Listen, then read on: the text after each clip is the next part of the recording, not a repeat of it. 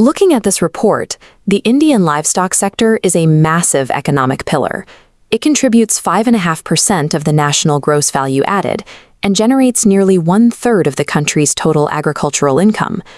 Drill down into the dairy sector specifically, and the numbers become staggering. A network of 80 million rural farmers produces nearly 248 million tons of milk every single year. But that massive industrial scale collides with an incredibly fragile reality. Left outside at room temperature, raw milk spoils in just 2 hours. Once milk rises above 4 degrees Celsius, it becomes a breeding ground. Bacterial cells begin dividing and multiplying exponentially, ruining a perfectly healthy batch. This creates a geographic nightmare. A batch extracted in rural Andhra Pradesh has to survive the transit to a major urban center like Delhi before that 2-hour window closes. How does a completely decentralized network of 80 million independent farmers beat that biological clock to safely feed 1 billion people every day? The answer is an economic architecture called the Anand pattern. In the 1940s, ideological architect Sardar Vallabhbhai Patel advised rural farmers to organize themselves to escape predatory middlemen. They built a system where producers control all 3 stages: procurement, processing, and marketing. At the base, or Tier 1, are village dairy cooperative societies. Farmers bring their milk here daily, where it gets tested for quality and priced based strictly on its fat and solid not fat content. The milk then moves up to Tier 2, the district unions. This is the critical juncture where the biological clock is stopped. The raw milk is rapidly chilled down to 4 degrees Celsius, halting bacterial growth in its tracks. By dropping the temperature, professionals extend the milk's shelf life from a mere 2 hours to at least 36 hours.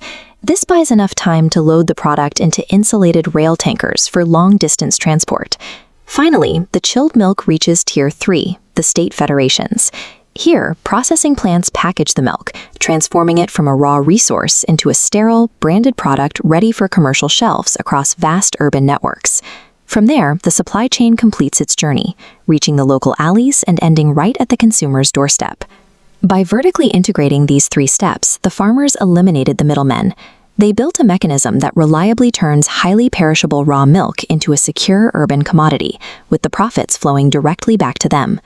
But this 3-tier pyramid is a 2-way street. While milk flows up, vital resources and infrastructure push back down to the rural nodes. The district unions and state federations supply the village societies with high-quality, balanced cattle feed, veterinary first aid, fodder seeds, and even cattle insurance. They also deploy artificial insemination services straight to the village level.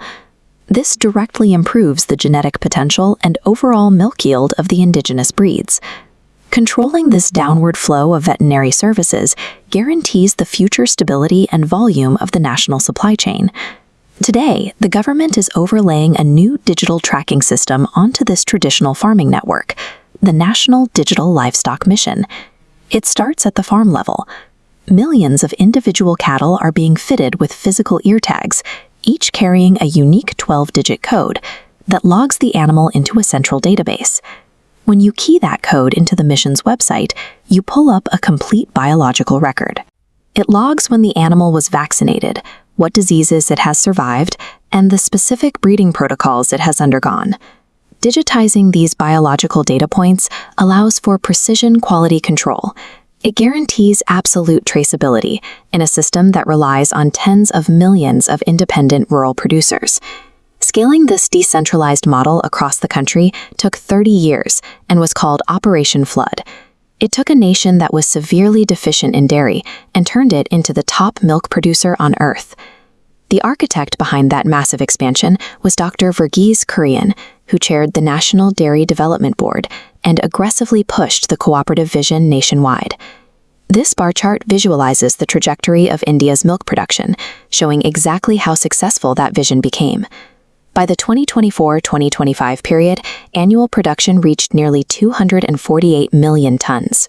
By synchronizing the fragile biology of raw milk with digital logistics and the daily labor of 80 million farmers, India built a resilient, self-sustaining socio-economic engine.